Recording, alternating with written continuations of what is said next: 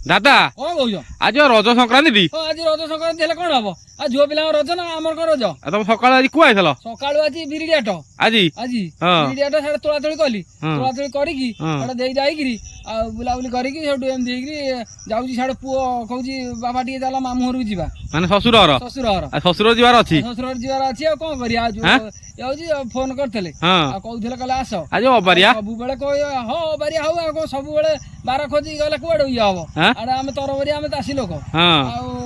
ବାର ଠେଇ କଣ ଅଛି ତମେ ତ ବାହା ହେଇନ ତମେ କାହିଁ ଜାଣିବ ମାନେ ଶ୍ୱଶୁର ଘର କଥା ଆଉ ତମେ କାହିଁ ଜାଣିବ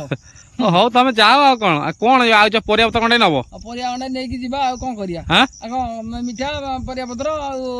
ବିସ୍କୁଟ ମିକ୍ସଚର ଏମିତି ସବୁ ନବା ଆଉ କଣ ଆଉ ଇଏ କରିବା ଯାହା ହଉ ଆଜି ଗୋଟେ ବୁଲାବୁଲି ମସ୍ତି ହବ ଆଉ କଣ ଆଉ କଣ କରିବା ହାଁ? ଆଉ ଉପାୟ ନାହିଁ ଆଉ ସବୁବେଳେ ଆଉ ଏ କାମ ସେଇଥିପାଇଁ ମୁଁ ଠାକୁର କତିକି ଯାଇଥିଲି ହଁ ହେଲା ତମକୁ ପାଇଲି ନା ମୁଁ କହିଲି ତମେ ଆଡେ ବ୍ୟସ୍ତ ଅଛ ଆଉ ହଁ ଆମେ ଚାରିଆଡେ ବ୍ୟସ୍ତ କାମ ଟେନସନିଆ କାମ ଆଉ କଣ ମୁଁ କରିବା ଫଟୋ ଛାଡିଦେଲି ହଁ ସେଥିରେ ଲେଖିଛନ୍ତି ଦାଦାଙ୍କୁ କହିବ ନମସ୍କାର ଜଣେ ଭାଇ ଲେଖିଛନ୍ତି ଜାଣିଲ ହଁ ହଁ ଆଉ ତମେ ତ ଆଡେ ଚାଷ ବ୍ୟସ୍ତ ଅଛ ନାଇଁ କି ହଁ ବା ଚାରିଆଡେ ଟେନସନିଆ ଆଉ ହାଟ କାମ ସାରି ହାଟ କାମ ସାରି ବାହାରିଲୁ ଆଉ ତଥାପି ନଣ୍ଡ ହେଇ ତମେ ବାହାରିଲଣି ସାଡେ ଶ୍ୱଶୁର ଘର ଆଡେ ଯିବାକୁ ଖରେ ଯିବା ଆଉ କଣ କରିବା ତମ ଶ୍ୱଶୁର ଘର କୋଉଠି କି ଅଲଣା ହାଟ କୋଉଠି ପଡିଆ ଅଲଣା ହାଟ କୋଉଠି ପଡିଆ କଣ ଏତେ ବାଟରେ କଣ କରିବା ହାଁ? ଯୋଉଠି ଯୋଗ ପଇଲା ଆଉ